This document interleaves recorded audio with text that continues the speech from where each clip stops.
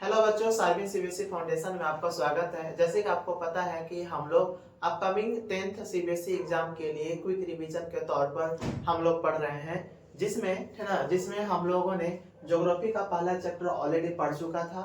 और है ना आज हम लोग सीबीएसई का पहला चैप्टर पावर शेयरिंग के बारे में हम लोग पढ़ेंगे। ठीक है, किसके बारे में पढ़ेंगे?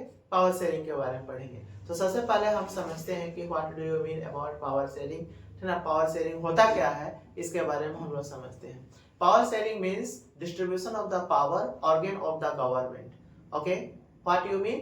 डिस्ट्रीब्यूशन ऑफ द पावर, है ना, डिस्ट्रीब्यूशन ऑफ द पावर, है ना, ऑर्गन ऑफ द गवर्नमेंट, है ना, that is a power sharing. है ना, उसी को तुम क्या बोलोगे? Power sharing. ओके, तो पावर शेयरिंग आपको नाम से ही पता चल रहा है, शेयर। शेयर का मतलब क्या है?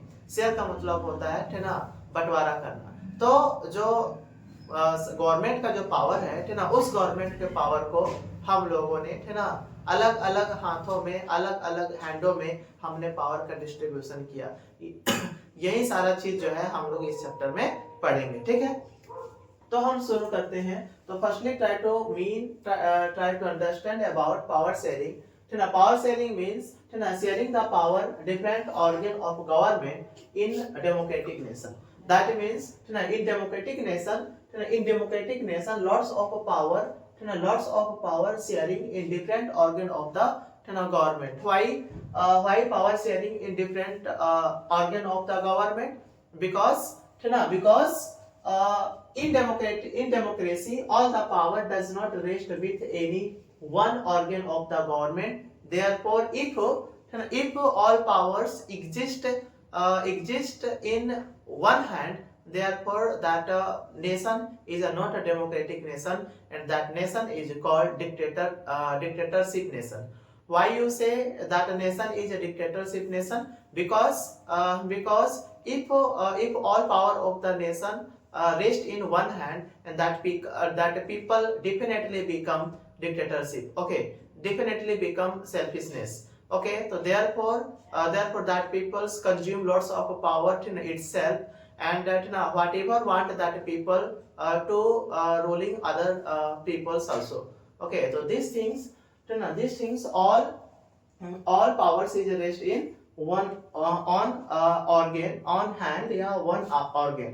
Okay, तो दैट इसीलिए हम यहाँ बोल सकते हैं कि अगर पावर किसी एक आदमी के हाथ में शिफ्ट होता है ना, टोटली पावर अगर एक आदमी के हाथ में आता है तो वो जैसा चाहेगा वैसे चलाएगा, तो उसके अंदर जो है वो तानाशाह की भावना आ जाएगी। ठीक ना, तो ये चीजें हमने यहाँ देखा। फिर पावर शेयरिंग इन डेमोक्रेटिक नेशन, अगर मैं यहाँ पे पावर शेयरिंग इन डेमोक्रेटिक नेशन की बात करूं, ठीक ना, तो what is a power sharing in democratic nation? Therefore power is distributed in democratic nation in three organ. First organ is a legislature, second is executive, and the third is a judiciary. What you mean legislature, what you mean executive, and what you mean judiciary? तो हम एक एक करके पढ़ते हैं। Legislature जिसको हम लोग बोलते हैं विधायिका, एक्सिक्यूटिव को हम जिसको बोलते हैं कार्यपालिका, और जुडिशरी को हम लोग बोलते हैं न्यायपालिका। तो यहाँ पे मैं बात करूं कि जो लेजिस्लेचर है, विधायिका है ना, तो डेमोक्रेटिक नेशन में कुछ पावर विधायिका के पास है ना, कुछ पावर कार्यपालिका के पास है, और कुछ पावर जो है जुडिशरी के पास है। तो हम यहाँ समझते हैं कि लेजिस्लेचर क्या होता है, विधायिका क्या होता है। तो हमारे द्वारा चुने गए जो जनप्रतिनिधि है ना, जो पार्लियामेंट में जाते हैं और हमारे लिए लॉ बनाते हैं, है ना, तो वो सारे के सारे रिप्रेजेंटेटिव विधायिका के हिस्सा होते हैं। किसके हिस्सा होते हैं? विधायिका का हिस्सा होता है। फिर हम यहाँ पे देखेंगे कि एक्सिक्यूटिव और है ना जो लॉ बन जाती है ना, उस लॉ को है ना इम्प्लीमेंटेड करने के लिए है ना जो रिप्रेजेंटेटिव पार्टिसिपेट करते हैं, है ना, वो एक्सिक्यूटिव कहलाते हैं। तो इसका मतलब है कि जुडिशियरी और एक्सिक्यूटिव ये दोनों साथ में मिलकर काम करते हैं, और है ना जुडिशरी जिसको हम न्यायपालिका बोलते हैं ये सेपरेट काम करती है ना, ये किसी के ऊपर जो है ना किसी के साथ काम नहीं करती है, ये इंडिपेंडेंट होकर काम करता है, जिसके कारण से निष्पक्ष तरीके से वो अपने डिसीजन ले पाता है। ठीक है, ये चीजें हमने देखा। अब हम यहाँ पढ़ेंगे कि जो पहला मेन टॉपिक है ना हमारे बुक का, वो है बेल्जियम एंड श्रीलंका, ठीक ना। तो हम लोग इसमें सबसे पहले बेल्जियम के बारे में पढ़ेंगे, उसके बाद से श्रीलंका के बारे में पढ़ेंगे। तो इस बेल्जियम और श्रीलंका में हम क्या पढ़ेंगे? इस बेल्जियम और श्रीलंका में हम पावर शेयरिंग के बारे में पढ़ेंगे। तो बेल्जियम में पावर शेयरिंग कैसा था, ठीक ना, और श्रीलंका में पावर शेयरिंग कैसा था, इसके बारे में हम लोग पढ़ेंगे। तो सबसे पहले हम लोग पढ़ेंगे बेल्जियम, जिसको हम लोग बोलते हैं ethnic composition of the Belgium, ठीक ना। हम क्या पढ़ेंगे? Ethnic composition of the Belgium. Ethnic composition का मतलब होता है जहाँ पे, ठीक ना, बहुत सारे कम्युनिटी के लोग एग्जिस्ट करते हैं, और वो सारे के सारे कंपोजिशन जहाँ पे, ठीक ना, जो लोगों की संख्या है, ठीक ना, अलग अलग कम्युनिटी के जो पीपल्स हैं, ठीक ना, नंबर में अलग अलग जगहों पे अलग अलग हैं। इन्हीं के बारे में हम लोग इसमें पढ़ेंगे। तो हम अगर बेल्जियम के बारे में जानेंगे तो बेल्जियम क्या है? बेल्जियम जो है एक छोटा सा नेशन है, ठीक ना। बेल्जियम क्या है? बेल्जियम एक छोटा सा नेशन है, स्मॉल कंट्री इन यूरोप, ठीक ना। ये एक ऐसा नेशन है, ठीक ना, यूरोप का एक छोटा सा नेशन है। अगर मैं इंडिया की मैं बात करूं, ठीक ना, तो like as a state of Haryana. जितना बड़ा जो है, जितना एरियाज हरियाणा की है, ठीक ना, उतना ही बड़ा बेल्जियम का है, ठीक ना। कहाँ पे? तो यूरोप में। कहाँ पे? यूरोप में। ओके, अगर मैं, ठीक ना, इसकी बॉर्डर की मैं बात करूं, ठीक ना, and talk about it's boundaries of the Belgium, इसकी बॉर्डर की मैं बात करूं तो इसकी बॉर्डर क्या है? तो पहला है, ठीक ना, फ्रांस है, नीदरलैंड है, जर्मनी है एंड लग्जमबर्ग है, ठीक है। This is a boundary of the Belgium, ठीक ना। First is France, second is Netherland, third is Germany and fourth is Luxembourg, and this is all boundaries that is exist surrounded by the Belgium nation, which is like as a Haryana in India, ठीक ना। जो कि area के मामले में देखोगे, ठीक ना, तो किसके जैसा है? हरियाणा की तरह है, और हरियाणा इतना ही बड़ा है। तो यहाँ पे जो है आप मैप देख रहे हो, ठीक ना, this map is a Belgium, ठीक ना, and in this map in Belgium, ठीक ना, distributed in two groups. First is Flemish, Flemish group, and second is a Walloon group. First is a Flemish group and second is a Walloon group. तो Flemish group, you know, Flemish group, Flemish community and Walloon community. Flemish community speak Dutch language, speaking Dutch language. Their population is 59%. अगर मैं यहाँ Flemish people की बात करूं और जिनकी जो जनसंख्या है वो कितनी है? 59% है। और इधर दूसरा तरफ हम देखें तो वोलन जो कम्युनिटी है, जो कि फ्रेंच भाषा बोलता है, ठीक ना, और जिनकी संख्या जो है 40% है। ये तो हमने देखा कि ये जो है, ठीक ना, टोटल जो है बेल्जियम के बारे में देखा। लेकिन, ठीक ना, यहाँ फ्लेमिश जो है 59% बोल रहा है भाषा अपना डच लैंग्वेज, लेकिन जो है जो वोलन है, ठीक ना, वो फ्रेंच लैंग्वेज जो है 40% बोल रहा है, ठीक ना। अब लेकिन ये तो बेल्जियम होगा, लेकिन हम ये जो छोटा सा जो पोर्शन देख रहे हैं, this is a capital city of Belgium, this is a capital city of the Belgium, and ठीक ना, capital city name is Brussels, ठीक ना। इस कैपिटल सिटी का नाम क्या है? ब्रुसेल है, जो कि कैपिटल रीजन है। और इस छोटे से सिटी में, ठीक ना, इस छोटे से रीजन में जहाँ पे 80% लोग जो है फ्रेंच बोलते हैं, और जो 20% जो लोग हैं वो डच बोलते हैं, ठीक ना। कितने परसेंट लोग डच बोलते हैं? कहाँ की मैं बात कर रहा हूँ? ब्रुसेल की बात कर रहा हूँ। तो ब्रुसेल में, ठीक ना, Brussels, this is a capital region of the Belgium, ठीक ना। In this capital region, 80% people speak in French language and 20% people in Dutch language. But it's opposite way, in whole Belgium, 59% people are speaking Dutch language and 40% people are speaking French language. And therefore, this is a whole Belgium. Whole Belgium people speak in different language, and but the capital city peoples speak in different language of different percentage of the people. Okay, मैं यहाँ बात करूँ कि देखिए यहाँ कि 59% पूरे Belgium में कौन बोल रहे हैं? डच बोल रहे हैं। लेकिन अगर मैं, ना, ब्रुसेल की मैं बात करूँ, ठीक ना, जिसमें मैं ब्रुसेल की बात करूँ, ठीक ना, तो यहाँ पे मात्र 20% लोग जो है डच बोल रहे हैं। इसका मतलब है कि पूरे अगर बेल्जियम की मैं बात करूँ तो डच स्पीकिंग क्या है? ज्यादा है, ठीक ना। और अगर मैं, ठीक ना, केवल ब्रुसेल की मैं बात करूँ तो डच पीपल क्या है? कम है। ठीक है ना। सिमिलरली उसी तरीके से मैं अगर फ्रेंच पीपल की मैं बात करूं कि पूरे बेल्जियम में मात्र 40% लोग बोल रहे हैं, मतलब ये यहाँ पे कम है। और ठीक है ना अगर पूरे ब्रेसल की मैं बात करूं जो ठीक है ना 80% लोग जो है फ्रेंच बोल रहे हैं, यहाँ पे क्या है ज्यादा है। तो इसका मतलब ये हुआ कि यहाँ पे बैलेंस करने का काम किया गया है, यहाँ पे बैलेंस, जिसके कारण से जो है ना जब बेल्जियम में है ना डच स्पीकिंग लोगों की संख्या जब अधिक है ना, तो वो फ्लेमिश के ऊपर जो है अपनी दबदबा दिखाते थे, है ना। और है ना यहाँ पे कैपिटल सिटी में बात करूं, जब फ्रेंच स्पीकिंग कम्युनिटी जब ज्यादा है ना, तो वो डच के ऊपर जो है ना अपनी दबदबा दिखाते थे।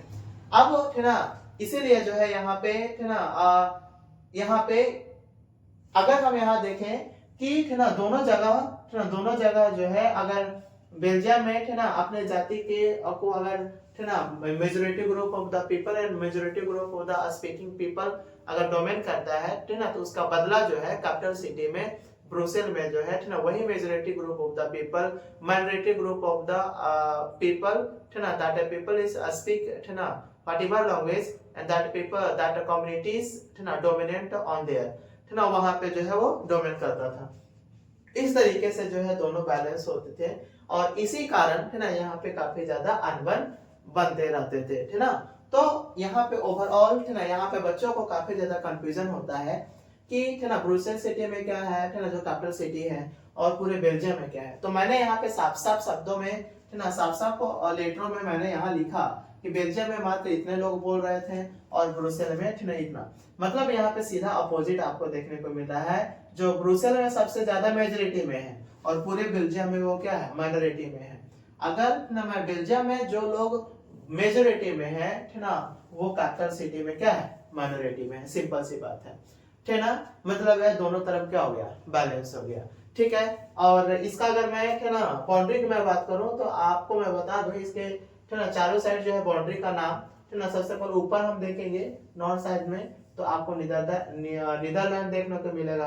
अगर जो है मैं ठीक है ना अगर नीचे देखूं ठीक है ना तो यहाँ पे फ्रांस देखने को मिलेगा, ठीक है ना। और यहाँ पे मैं इस साइड देखूं ठीक है ना तो आपको लग्जमबर्ग देखने को मिलेगा, ठीक है ना। और एक और है जर्मनी, और नीचे देखूं ठीक है ना तो यहाँ पे क्या देखने को मिलेगा जर्मनी। तो इस तरीके से जो है इनके ठीक है ना जो बाउंड्रीज है वो बेल्जियम के चारों तरफ है, ठीक है। तो यहाँ तक जो है समझ में आ गया होगा। अब हम इसके ही अगले स्लाइड हम लोग जो है अगले पार्ट इसके नेक्स्ट स्लाइड में करेंगे, ठीक है। जैसे कि हमने पिछले क्लास में जैसे कि हमने पिछले स्लाइड में छोड़ा था ठीक ना, वैसे वहीं से हम लोग अभी जो है करेंगे।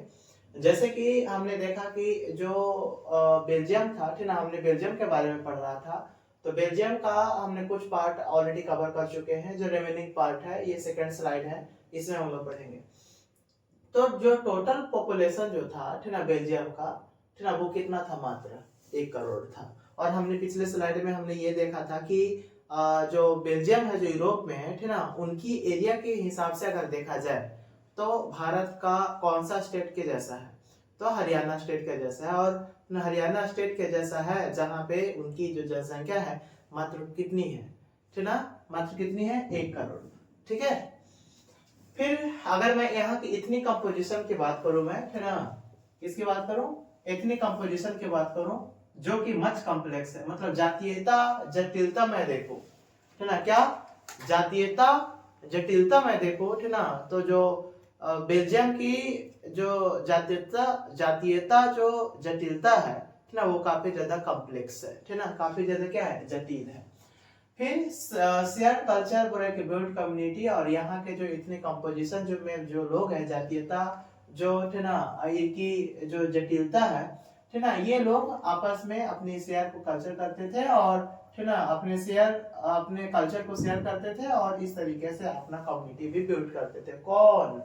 तो यहाँ पे बेल्जियम के लोग। तो यहाँ पे हम देख रहे हैं कि जो 59% जो पीपल थे, जो कि मैंने पिछले क्लास में यहाँ पे पिछले स्लाइड में मैंने यहाँ जो मैप बनाया था, इस मैप में हमने आपको बताया था कि जो 59% जो पीपल है ठीक ना लिव इन फ्लेमिश रीजन ठीक ना, और ये क्या बोलते थे डच बोलते थे, जो कि पूरे में बेल्जियम की बात कर रहा हूँ।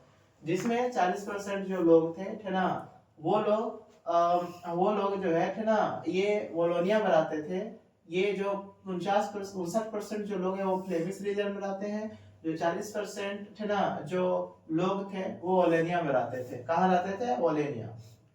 अगर मैं यहाँ पे बेल्जियम बना दूं, है ना, like this is a Belgium, है ना, और यहाँ पे ये स्लाइड ले लूं, तो इधर जो था आपका फ्लेमिश था ऊपर में, है ना, फ्लेमिश,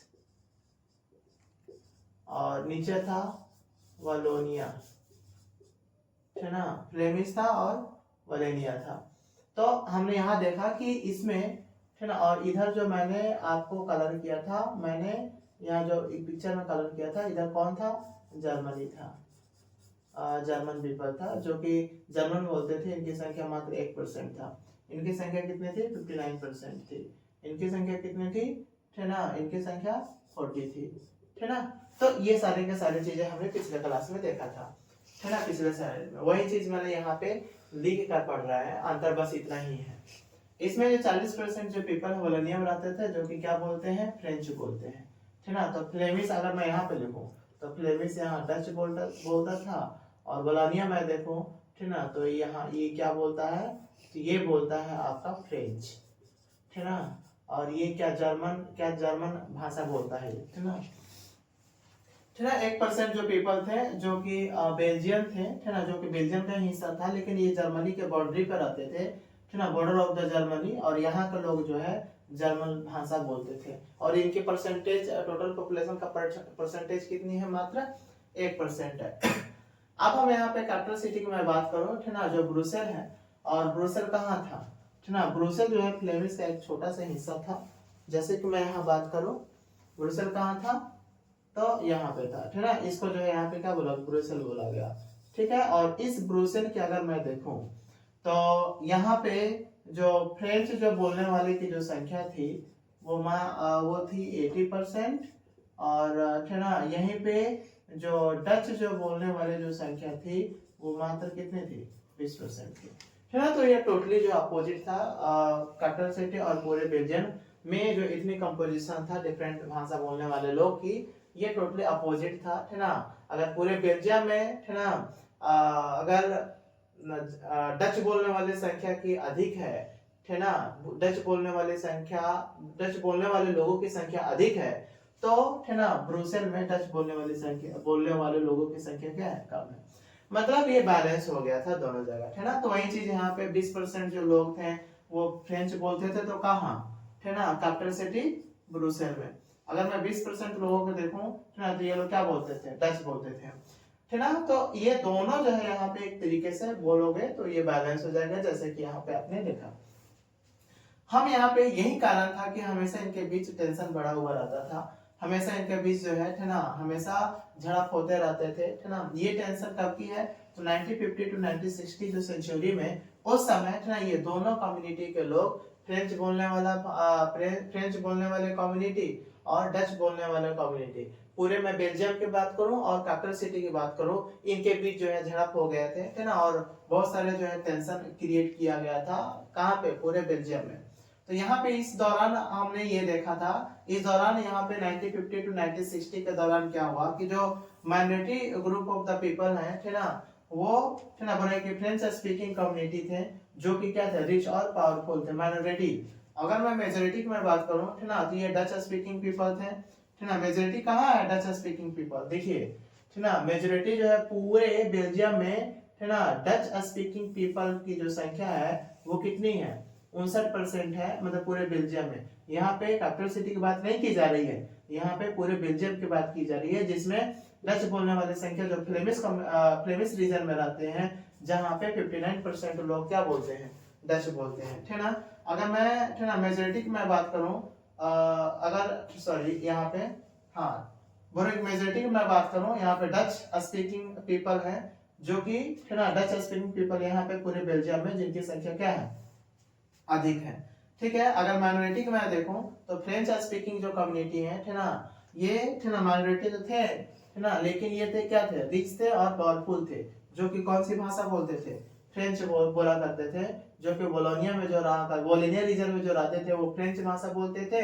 जो फ्लेमिश रीजन में रहते हैं, ठीक ना, वो क्या बोलते हैं, ठीक ना, डच भाषा बोलते हैं। ठीक है, तो ये चीजें था। फिर जो डच बोलते थे, डच स्पीकिंग पीपल, वो बहुत सारे बेनिफिट्स मिलते थे क्योंकि ये मेजोरिटी में थे। इकोनॉमिकली सपोर्ट, इकोनॉमिकली डेवलपमेंट थे और एजुकेशनली डेवलपमेंट थे, क्योंकि यहाँ पे पूरे बेल्जियम में, थे ना, जिनकी बोल रहे हैं कि जो मेजोरिटी में थे डच, ना, इनको जो है सरकार भी पूरे बेल्जियम की सपोर्ट कर रही थी, जिसके कारण से यहाँ पे सारी के सारी चीजें इनको बेनिफिट मिल रहे थे। क्या, कौन सी, तो इकोनॉमिकली डेवलपमेंट था यहाँ का, और यहाँ पे एजुकेशन भी बेहतर था। ठीक है, डोमिनेंट बोल रहा है कि by the majority, dominant by the majority community, ठीक ना, इन द माइनॉरिटी कम्युनिटी। जो मेजोरिटी जो कम्युनिटी था, ठीक ना, मेजोरिटी जो कम्युनिटी था वो, ठीक ना, माइनॉरिटी कम्युनिटी के ऊपर जो है, ठीक ना, हमेशा डोमिनेट करते रहता था, क्योंकि वो उनकी संख्या में क्या थी, संख्या में क्या था, ये लोग अधिक था लोग। यही रीजन था कि माइनॉरिटी जो माइनॉरिटी पीपल जो थे, ठीक ना, उनके ऊपर जो है वो लगातार, ठीक ना, शोषण करते थे, उनके ऊपर जो है दबदबा रखते थे वो लोग। ठीक है, but opposite side, but opposite side बोले कि इन ब्रुसेल, अगर मैं ब्रुसेल में देखो, ब्रुसेल क्या है, कैपिटल सिटी है, ब्रुसेल क्या है, कैपिटल सिटी है। ठीक है, अगर मैं यहाँ पे देखो ब्रुसेल में, कैपिटल सिटी में, ठीक ना, तो यहाँ पे क्या हुआ, तो डच स्पीकिंग पीपल, ठीक ना, मेजोरिटी में थे, ठीक ना, in country but minority in capital region. कहने का मतलब है कि अगर पूरे देश में देखा जाए बेल्जियम में, है ना, तो जो मेजोरिटी में थे वो डच पीपल थे, है ना, डच स्पीकिंग पीपल थे। लेकिन अगर ब्रुसेल सिटी में अगर बात करो, है ना, तो वो लोग क्या थे, माइनॉरिटी में थे। ठीक है, तो यहाँ पे पूरे हमने बेल्जियम वाला पार्ट पूरा हमने कंप्लीट कर लिया, है ना। अब हम लोग इसके नेक्स्ट स्लाइड में, है ना, हम पढ़ेंगे इथनिक कंपोजिशन ऑफ श्रीलंका। किसके बारे में पढ़ेंगे, इथनिक कंपोजिशन ऑफ श्रीलंका के बारे में पढ़ेंगे, जो कि, है ना, ये सिविक्स का, है ना, पार्ट 2 होगा। और, है ना, इसमें हम लोग किसके बारे में पढ़ेंगे, श्रीलंका के बारे में पढ़ेंगे। आप इसी तरह बने रहें, है ना। और अगर आप, है ना, पहली बार इस वीडियो को देख रहे हैं तो, है ना, डेफिनेटली आप इसे लाइक करें, है ना, सब्सक्राइब करें और शेयर करें, ताकि, है ना, मुझे सपोर्ट मिले और आपको जो है बेहतर ज्ञान मिले। ठीक है।